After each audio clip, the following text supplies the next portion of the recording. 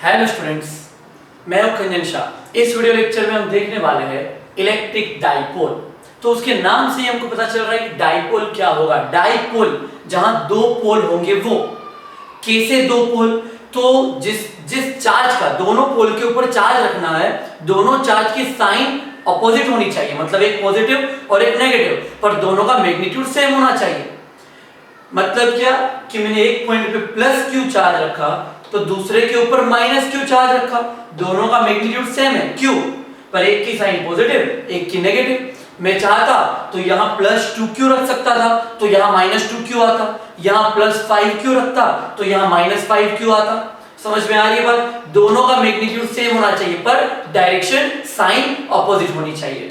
उसके बाद डाइपोल के अंदर दोनों चार्ज के बीच के डिस्टेंस को हमेशा 2a से डिनोट किया जाता है, हमेशा 2a से। ध्यान रखनी इस चीज को, हमेशा 2a से। क्यों 2a से डिनोट किया जाता है?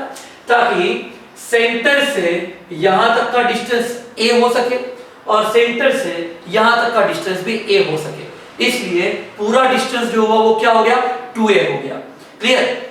फिर जब हम डाइपोल की बात करते हैं तो डाइपोल का जो मैग्नीट्यूड होता है, डाइपोल की जो वैल्यू होती है, उसको इंडिकेट करने के लिए डाइपोल मोमेंट नाम की क्वांटिटी का यूज किया जाता है और वो डाइपोल मोमेंट को P से डिनोट किया जाता है। ठीक है, डाइपोल मोमेंट को P से इंडिकेट किया जाता है, स्मॉल p से। और डाइपोल मोमेंट वेक्टर क्वांटिटी है। अच्छा, इसका मैग्नीट्यूड कितना होता है? तो डाइपोल मोमेंट का मैग्नीट्यूड Q इंटू 2a जितना होता है। डाइपोल मोमेंट का मैग्नीट्यूड Q इंटू 2a जितना। Q क्या है? चार्ज ऑफ डाइपोल, कोई भी एक charge, into 2a distance between two charge. और डाइपोल मोमेंट वेक्टर क्वांटिटी। अच्छा, वेक्टर क्वांटिटी है मतलब हमें उसकी डायरेक्शन भी पता होनी चाहिए, है ना? तो डायरेक्शन कौन सी है?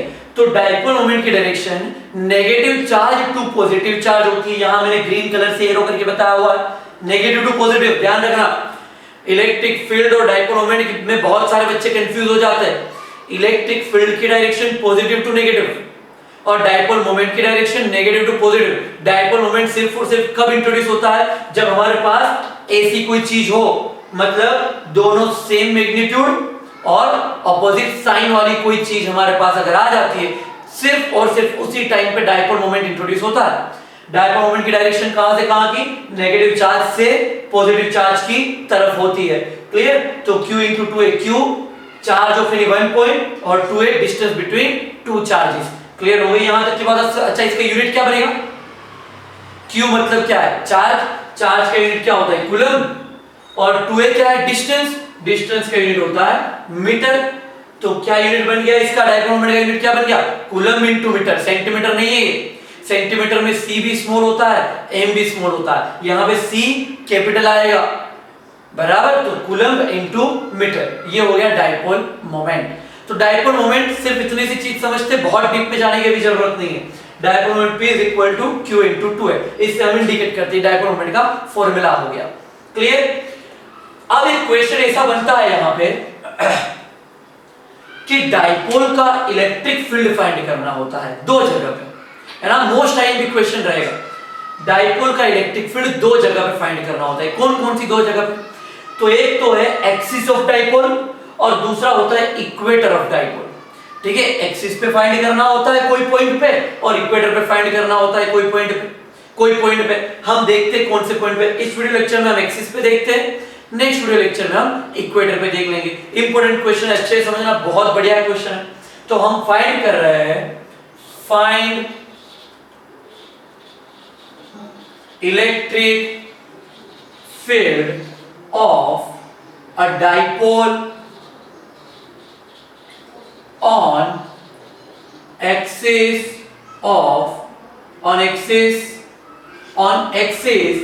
at distance r from center of dipole. ठीक है, डाइपोल के सेंटर से हमें फाइंड करना है। डाइपोल के सेंटर से, फिर से समझना क्वेश्चन क्या है।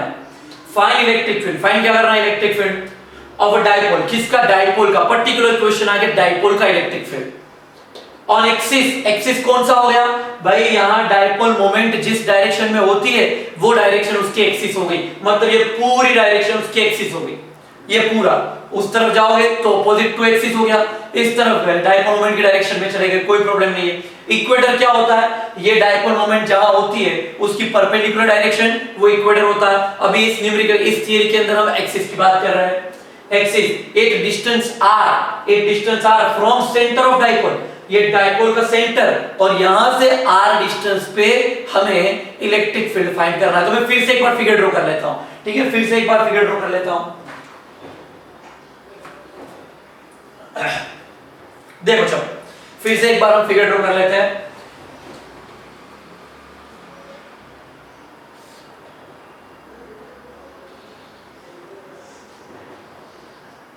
यहां पे जैसा यहां पे है ना डाइपोल, वही सेम डाइपोल यहां पे ड्रॉ करना, डाइपोल को चेंज नहीं करना है। चाहे टेक्स्ट बुक में किसी भी तरीके की फिगर दी हो, किसी भी तरीके से सॉल्यूशन किया हो, तुमको इसी तरीके से करना है, ध्यान देना।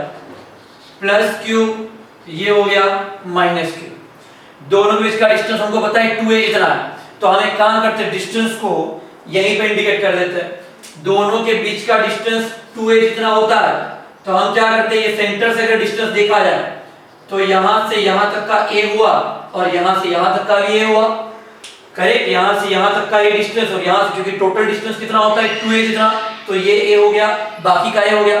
हमें क्या पूछा है, हमें पूछा है कि यहीं पे कोई डिस्टेंस पे, समझ लेते हैं कि यहां पे कोई एक पॉइंट P है, उसी पे find electric field of a dipole on axis at a distance r। कोई पॉइंट पे यहां पे फाइंड कर रहे हैं पॉइंट P, इसको बोल दिया मैंने पॉइंट P। ये पॉइंट P पे हमें इलेक्ट्रिक फील्ड फाइंड करना है, पर ये जो पॉइंट है वो डाइपोल के सेंटर से कितने डिस्टेंस पे, r जितने डिस्टेंस पे। मतलब ये हुआ कि यहां से यहां तक का जो डिस्टेंस है, सेंटर से यहां तक का, वो डिस्टेंस क्या हो गया, वो डिस्टेंस हो गया r। क्लियर हुआ, सेंटर से इस पॉइंट तक का डिस्टेंस हुआ r। समझ में आ गई यहां तक की बात। अब इसके आगे इस पॉइंट पे इलेक्ट्रिक फील्ड फाइंड करना है, तो क्या बनेगा जरा देखो। ये दोनों के दोनों चार्ज इसके ऊपर इलेक्ट्रिक फील्ड लगाएंगे, कौन से डायरेक्शन में लगाएंगे, लास्ट न्यूमेरिकल में हमने देखा था, ये पॉजिटिव में से इलेक्ट्रिक फील्ड बाहर निकलता है, हर जगह बाहर निकलता है। तो अगर इस पॉइंट पे देखता हूं तो यहां से ये बाहर निकला, इस पॉइंट पे इस तरफ इलेक्ट्रिक फील्ड आया, तो मैं यहां पे इलेक्ट्रिक फील्ड इस डायरेक्शन में शो कर देता हूं। ये हुआ अपना इलेक्ट्रिक फील्ड। कौन सा इलेक्ट्रिक फील्ड हो गया, ये हो गया E+, पॉजिटिव चार्ज की वजह से E+। उसी तरीके से नेगेटिव चार्ज के अंदर इलेक्ट्रिक फील्ड एंटर होता है, तो यहां से अगर इस पॉइंट पे देखा जाए तो यहां पे क्या हो रहा है, एंटर होने के लिए इस डायरेक्शन में जाएगा, तो यहां से ये इलेक्ट्रिक फील्ड इस डायरेक्शन में चला गया, इसको मैंने बोल दिया E-। देखो फिर से मैंने ये इलेक्ट्रिक फील्ड पॉजिटिव वाला बड़ा इंडिकेट किया है, नेगेटिव वाला छोटा इंडिकेट किया है, क्योंकि इसका डिस्टेंस ज्यादा है। समझ में आ रहा है, नेगेटिव चार्ज इस पॉइंट से बहुत दूर है तो उसका इलेक्ट्रिक फील्ड भी कम लगेगा, पॉजिटिव चार्ज इससे बहुत पास में है तो इसका इलेक्ट्रिक फील्ड ज्यादा लगेगा। समझ में आ गई बात। ऐसा मैंने लास्ट न्यूमेरिकल में भी तुमको समझाया था, वो भी न्यूमेरिकल ऐसा ही था ना, एक्चुअली वो इलेक्ट्रिक डाइपोल से रिलेटेड न्यूमेरिकल था, क्योंकि उसके अंदर दो चार्ज थे। कौन कौन से दो चार्ज थे, एक था 10⁻⁸ कूलम और दूसरा था -10⁻⁸ कूलम, तो एग्जैक्टली डाइपोल ही बन गया वो। क्लियर हुआ कि नहीं। फिर इसके बाद इलेक्ट्रिक डाइपोल की डायरेक्शन कौन सी होती है, negative charge to positive charge, मतलब ये वाली इस डायरेक्शन में होता है, ठीक है ना। डाइपोल मोमेंट P ये डायरेक्शन में होता है, डायरेक्शन यहां इंडिकेट किया, ये नहीं, ये तो वेक्टर है, ये जो ऊपर है वो तो वेक्टर है। नेगेटिव टू पॉजिटिव इस डायरेक्शन में डाइपोल मोमेंट होती है। क्लियर, डाइपोल मोमेंट इस तरफ होती है। समझ में आ गई बात। फिर मुझे फाइंड करना है इस जगह पे टोटल इलेक्ट्रिक फील्ड, तो टोटल इलेक्ट्रिक फील्ड एक पॉइंट P कितना होगा, तो यहां से स्टार्ट करता हूं। Electric field at point P, भाई पॉइंट P पे इलेक्ट्रिक फील्ड फाइंड करना चाहते हैं हम। पॉइंट P पे टोटल इलेक्ट्रिक फील्ड E, क्या लिखता हूं, पॉइंट P तो नीचे लिख दिया मैंने EP, जैसे लास्ट न्यूमेरिकल में EA EB EC फाइंड किया था, यहां पे लिख दिया मैंने EP इज इक्वल टू क्या क्या होगा, तो यहां पे होगा E plus E minus E plus E minus. समझ में आया, दोनों का समेशन। पर एक्चुअली बात यह है कि एक इस तरफ है और एक इस तरफ है, एक इस तरफ है और एक इस तरफ है, मतलब समेशन नहीं हो सकता। तो यहां मुझे क्या करना पड़ेगा, सब्सट्रैक्शन करना पड़ेगा। पहला एक काम करता हूं, e plus plus e minus, ठीक है, दोनों के ऊपर वेक्टर रखा तब तो समेशन होगा, कोई डाउट नहीं है, ठीक है, कोई डाउट नहीं है। फिर EP is equal to E plus plus E minus, ध्यान देना जरा, अब मैं कुछ चेंजेस करूंगा यहां पे, ध्यान देना, यही समझना है। अब हम यहां पे जब डाइपोल मोमेंट की थ्योरी सोल्व कर रहे हैं तो हमारा जो यूनिट वेक्टर होगा वो डाइपोल मोमेंट का ही यूनिट वेक्टर होगा। हम ये नहीं देखेंगे कि हम x डायरेक्शन में है या y में है या z में है, कहां है पता नहीं है, क्योंकि हमारे डाइपोल हमने हमारे लिए यहां पे शो की है। हो सकता है पॉजिटिव नेगेटिव यहां हो, पॉजिटिव यहां हो, नेगेटिव यहां हो, पॉजिटिव यहां हो, नेगेटिव यहां हो, पॉजिटिव यहां हो। मतलब क्या वो एक्स एक्सिस पे हर बार आएगा, ये जरूरी नहीं है, पर ये बिल्कुल जरूरी है कि डाइपोल मोमेंट तो हर बार नेगेटिव टू पॉजिटिव होगा, नेगेटिव टू पॉजिटिव होगा, नेगेटिव टू पॉजिटिव होगा। मतलब हम क्या करेंगे, हम करेंगे इसका जो यूनिट वेक्टर है वो आई कैप नहीं लिखेंगे, जे कैप नहीं लिखेंगे, हम क्या लिख देंगे, यूनिट वेक्टर पी कैप लिख देंगे। समझ में आई बात? पी कैप से क्या बात, पी कैप मतलब क्या, पी कौन है, पी कौन है, यहां पे डाइपोल मोमेंट की डायरेक्शन, और पी कैप लिखा मतलब क्या लिखा, डाइपोल मोमेंट का यूनिट वेक्टर। मतलब डाइपोल मोमेंट जिस डायरेक्शन में जा रही है वो वाली डायरेक्शन। क्लियर हो गया? अब डाइपोल मोमेंट जहां जा रही है वो डायरेक्शन हमारे लिए हर बार पॉजिटिव कंसीडर होगी और उसके ऑपोजिट डायरेक्शन को नेगेटिव कंसीडर कर लेंगे। अब यहां पे जरा देखो, डाइपोल मोमेंट कौन सी डायरेक्शन में जा रही है, नेगेटिव टू पॉजिटिव, मतलब कहां जा रही है, लेफ्ट। तो लेफ्ट वाला इलेक्ट्रिक फील्ड पॉजिटिव और राइट वाला इलेक्ट्रिक फील्ड नेगेटिव। लेफ्ट वाला इलेक्ट्रिक फील्ड कौन सा है भाई, लेफ्ट वाला कौन सा, ई प्लस लेफ्ट डायरेक्शन में जा रहा है, तो लेफ्ट वाला क्या होगा, पॉजिटिव। क्यों? क्योंकि डाइपोल मोमेंट की जो डायरेक्शन है वो लेफ्ट डायरेक्शन है, तो ई प्लस वाला पॉजिटिव और ई माइनस वाला क्या करेंगे, हम नेगेटिव करेंगे। तो ई माइनस वाला नेगेटिव करेंगे, तो यहीं पे मैंने लिख दिया माइनस। समझ में आया? यहां मुझे लिखने की जरूरत नहीं थी, क्यों? क्योंकि यहां पे मैंने कोई वेक्टर नहीं बताया था, पर जब वो वेक्टर को निकाला और मैंने मान लिया कि अब से डाइपोल मोमेंट की थ्योरी जब मैं देख रहा हूं तब डाइपोल मोमेंट का ही यूनिट वेक्टर मेरा जो रहेगा वही मेरी पॉजिटिव डायरेक्शन रहेगी। तो हमारी पॉजिटिव डायरेक्शन कौन सी हो गई, लेफ्ट वाली। क्यों? क्योंकि dipole moment minus two plus होता है, तो ये डायरेक्शन पॉजिटिव हो गई। ये डायरेक्शन मतलब ई प्लस पॉजिटिव बन गया और जो ई माइनस है वो क्या बन गया, नेगेटिव बन गया। क्लियर हो गई यहां तक की बात? इसके बाद तो मैथ्स है, सिर्फ मैथ्स है, फिजिक्स ऑलमोस्ट हमारा कंप्लीट हो गया, अब सिर्फ मैथ्स आएगा, देखते जाओ। तो ये हुआ E plus minus E minus into P cap, ये ईपी हमें मिल गया। अब यहां पे सिर्फ हमको मैथ्स देखना है भाई, क्या देखना है जरा समझो। अब ये हुआ ईपी, ये हुआ EP is equal to E plus मतलब क्या, तो K Q by are square है ना। ई प्लस का मतलब क्या होता है, के क्यू बाई आर स्क्वायर। तो ई प्लस मतलब मैं लिखूंगा यहां पे के क्यू बाई आर प्लस का स्क्वायर, और फिर माइनस ई माइनस मतलब क्या लिखूंगा, के क्यू बाई आर माइनस का स्क्वायर। समझ में आई बात? आर माइनस का स्क्वायर इंटू यहां पे तो क्या आएगा, पी कैप आएगा, बराबर। ये पी कैप तो अब लास्ट तक हमारे साथ में चलता जाएगा, उसको अब कुछ भी नहीं करना, ये लास्ट तक चलते ही जाएगा। तो K Q by R plus square minus K Q by minus का माइनस लिया, और क्यू तो हमको पता है डायरेक्शन खत्म हो गई, चार प्लस है माइनस है, अब देखना नहीं है हमको। इसके बाद अच्छा, अब R प्लस की वैल्यू कितनी है और R माइनस की वैल्यू कितनी है वो जरा चेक कर लेते हैं। जरा देखो तो, यहां इसको थोड़ा नीचे करना था, इलेक्ट्रिक फील्ड ये पॉइंट को, चलो ठीक है, अब थोड़ा सा समझ जाना। चलो पॉजिटिव चार्ज से यहां तक का डिस्टेंस, पॉजिटिव चार्ज से यहां तक का डिस्टेंस, भाई ये वाला डिस्टेंस को हम क्या बोलेंगे, पॉजिटिव चार्ज से यहां तक के डिस्टेंस को हम बोलेंगे R प्लस। ये डिस्टेंस हो गया अपना R प्लस।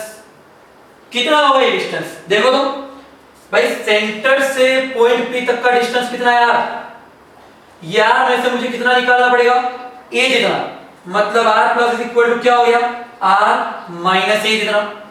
समझ में आया? R प्लस कितना हो गया, R माइनस a जितना। समझ में आया कैसे हुआ?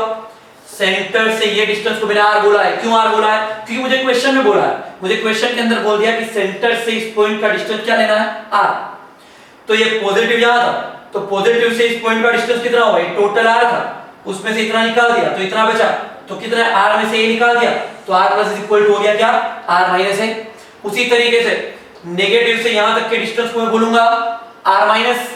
तो नेगेटिव से यहां तक का डिस्टेंस देखो तो जरा, ये हुआ, समझ में आया? नेगेटिव चार्ज से यहां तक का जो डिस्टेंस हुआ वो क्या हुआ? r minus.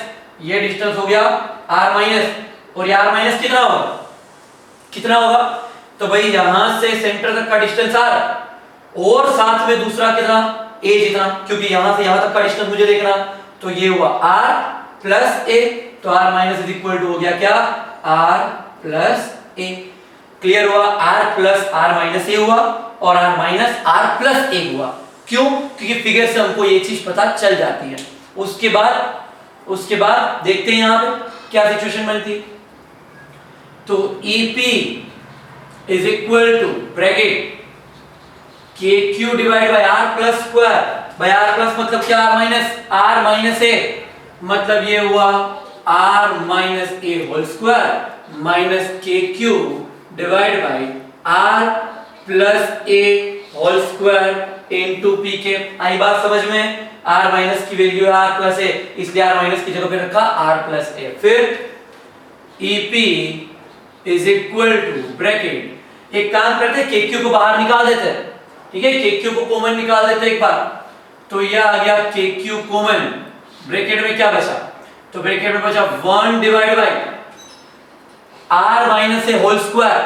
अच्छा पहले रहने देते हैं, चलो 1 डिवाइड KQ कॉमन आ गया, KQ को कॉमन ले लिया, और एक स्टेप डायरेक्ट कर लेता हूं मैं। ये वैल्यू यहां, ये वैल्यू यहां, और नीचे दोनों का मल्टीप्लिकेशन पता है हमको, क्या कर दिया? R plus A whole square, समझ में आया? R plus A whole square minus R minus A whole square divide by denominator में डिनोमिनेटर का मल्टीप्लिकेशन। तो ये हो गया R minus A whole square into R plus A whole square, बाहर चलेगा P कैप। क्लियर? बिल्कुल।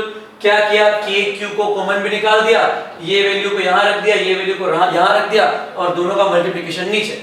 फिर EP is equal to KQ bracket. अब ये जो ऊपर जो टर्म है उसको पूरा सेपरेट कर दो जरा। R plus A whole square क्या होता है? R square plus 2RA plus S square होता है, बिल्कुल बराबर। तो इसको एक ब्रैकेट में रख दिया मैंने। फिर minus R minus A whole square क्या होता है? तो ये होता है R square minus 2RA plus S square. समझ में आई बात? और डिनोमिनेटर में क्या हो जाएगा? डिनोमिनेटर में तो सीधा इसको ले लो। ये किस तरीके का हुआ? ये हुआ R minus A R plus A। जानते हैं क्या? A minus B A plus B क्या होता है? A square minus B square. तो उसी तरीके से R minus A R plus A, तो ये क्या हुआ? R square minus S square. पर पूरे पावर का पूरी भी पावर क्या है? स्क्वायर, मतलब इनके बाहर रख दिया होल स्क्वायर। समझ में आया? ये A minus B A plus B वाली बात हुई। A square minus B square होता है, उसी तरीके से R minus R plus A R square minus A square whole square ले लिया। और P हेड तो हमारे साथ लास्ट तक चलने ही वाला है, बराबर। तो P हेड को रख दिया। फिर EP is equal to KQ बाहर ब्रैकेट। इसको देखो, यहां इसके आगे माइनस है, तो पूरा एक साथ सेपरेट कर देते। क्या हुआ? R square plus 2RA plus S square minus यहां गया minus R square minus minus plus 2RA minus आया minus S square divide by R square minus S square whole square into P head. Clear? Into P head. फिर क्या बात बनी? तो EP is equal to KQ। चलो कौन कौन cut होने वाला है देख लेते हैं। कौन कौन कट हो रहा है भाई? ये पॉजिटिव R स्क्वायर, ये नेगेटिव R स्क्वायर कट, ये प्लस S स्क्वायर, ये माइनस S स्क्वायर भी कट। तो बचा कितना? 2RA plus 2RA is equal to you 4RA divide by R square minus S square whole square into P cap. समझ में आ गई बात? बिल्कुल क्लियर, बिल्कुल क्लियर। यहां तक का हमारा एक कॉन्सेप्ट यहां पे हमारा पूरा हो रहा है। हम इसको एक बार ब्रैकेट में रख देते हैं।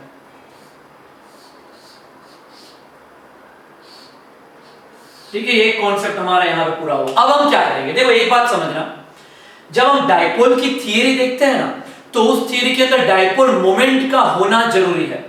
थियरी के अंदर डाइपोल मोमेंट P दिखनी चाहिए हमको, तभी तो पता चलेगा ना कि डाइपोल का इलेक्ट्रिक फील्ड है। डाइपोल मोमेंट P जैसे ही दिखी, समझ में आ गया, हाँ भाई P मतलब डाइपोल मोमेंट। तो अभी तक कोई जगह डाइपोल मोमेंट का P नहीं है, ये तो उसका यूनिट वेक्टर है, पर ये पूरे फॉर्मूला के अंदर वो कहीं नहीं। तो डाइपोल मोमेंट P कैसे लाया जाए, जरा चेक करते हैं। डाइपोल मोमेंट P का फॉर्मूला क्या है, Q × 2a। मेरे पास यहाँ पे Q है, मेरे पास यहाँ पे A भी है, और ये 4 है। 4 को 2 × 2 में कन्वर्ट कर दिया जाए तो हमारा काम हो जाएगा। समझ में आ रही है बात किस तरीके से, जरा देखो। तो EP इज इक्वल टू क्या हुआ, ये देखो 4 को 2 × 2 में कन्वर्ट कर देता हूं, तो एक 2 ले लिया K, और ये मैंने कर दिया 2QA। देखो इसको मैंने जरा अलग कर दिया, किसको अलग कर दिया, देखो 2 × 2 4 खत्म, K भी खत्म, Q भी खत्म, A भी खत्म, और बचा कौन अभी, R, divide by R² - S² into P के। क्या फायदा, सब कुछ करेक्ट है ना। देखो 4 को 2 × 2 में डिवाइड कर दिया सेपरेट, ठीक है। K यहां पे आ गया, Q यहां पे आ गया, A यहां पे आ गया, R यहां पे आ गया। डिनोमिनेटर को तो हमने कुछ किया ही नहीं, तो ये बात ऐसी की ऐसी रही। तो क्या बन गया ये, तो EP इज इक्वल टू क्या हो गया, 2K। ये वैल्यू मतलब क्या हुआ, ये वैल्यू मतलब क्या हुआ, P, वेक्टर तो वहीं पे है, तो ये हो गया 2KPR divide by 2KPR divide by R² - S² into P cap. तो हम ये फॉर्मूला याद रखेंगे, ये वाला फॉर्मूला। समझ में आई बात, बिल्कुल समझ में आई। क्या हुआ, 2KPR divide by R² - S² into P cap. ये किसका फॉर्मूला हुआ, ये electric field on axis of dipole का हुआ। आई बात समझ में। हाँ, कभी ऐसा हो सकता है, कभी ये चीज हो सकती है कि अगर ये जो हमारा डिस्टेंस R है वो अगर बहुत ज्यादा, मतलब क्या कि हमने यहां से यहां तक का ही डिस्टेंस देखा, पर मान लो जो हमारा ये डिस्टेंस, ये पॉइंट P है, वो पॉइंट P कहीं बहुत दूर है ना, ये पॉइंट P बहुत दूर है, तब क्या हो, यहां से उस पॉइंट तक का डिस्टेंस R, पर जो हमारा A है वो तो इतना ही रहेगा। ये तो क्या है, डाइपोल जितना। मतलब अगर कभी ऐसा हुआ कि R is very much greater than A, तो वैसी सिचुएशन में क्या होगा, देखो, if R is very much greater than A, समझ में आ रहा है। R मतलब कौन है, डाइपोल के सेंटर से पॉइंट तक का डिस्टेंस, कौन से पॉइंट तक का, जहां पे इलेक्ट्रिक फील्ड फाइंड कर रहे हैं उस पॉइंट तक का। अगर इलेक्ट्रिक फील्ड फाइंड करने वाला पॉइंट बहुत दूर है, तो डाइपोल तो हमारी इतनी सी है, तो उसका A तो इतना सा हुआ, पर जो R है वो तो बहुत दूर चला गया, मतलब R is very much greater than A। R अगर A से बहुत बड़ा है, मतलब हम क्या कर सकते हैं, हम A को निग्लेक्ट कर सकते हैं, R के कंपेयर में इस A को निग्लेक्ट कर सकते हैं, तब क्या बनेगा, तो EP इज इक्वल टू क्या बनेगा, 2KPR डिवाइड बाय A को निग्लेक्ट कर दिया, मतलब R के स्क्वायर का स्क्वायर बचा, A 0 हो गया, तो R रेज़ टू पावर क्या बची, 4 बची इनटू P कैप। समझ में आया, A 0 हो गया, तो R के स्क्वायर का स्क्वायर मतलब R रेज़ टू पावर 4। अगर R रेज़ टू पावर 4 बची है तो ये R कट हुआ और ये 4 हो गया 3। तो फाइनल फॉर्मूला क्या मिला हमको, तो is equal to 2KP divide by क्या आया, ये R³ इनटू P कैप। ये हो गया हमारा EP। समझ में आ गया, ये एक्सिस की इलेक्ट्रिक फील्ड फाइंड कर लिया डाइपोल के लिए। नेक्स्ट वीडियो लेक्चर में डाइपोल का ही इक्वेटर पे इलेक्ट्रिक फील्ड हम फाइंड कर लेंगे। तब तक प्रिपेयर करो। All the best, good bye.